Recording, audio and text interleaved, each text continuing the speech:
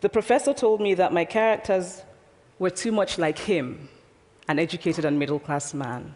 My characters drove cars. They were not starving. Therefore, they were not authentically African. But I must quickly add that I, too, am just as guilty on the question of the single story. A few years ago, I visited Mexico from the US.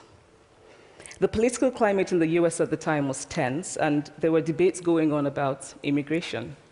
And, as often happens in America, immigration became synonymous with Mexicans. There were endless stories of Mexicans as people who were fleecing the healthcare system, sneaking across the border, being arrested at the border, that sort of thing. I remember walking around on my first day in Guadalajara, watching the people going to work, rolling up tortillas in the marketplace, smoking, laughing. I remember first feeling slight surprise, and then I was overwhelmed with shame. I realized that I had been so immersed in the media coverage of Mexicans that they had become one thing in my mind, the abject immigrant. I had bought into the single story of Mexicans, and I could not have been more ashamed of myself. So that is how to create a single story.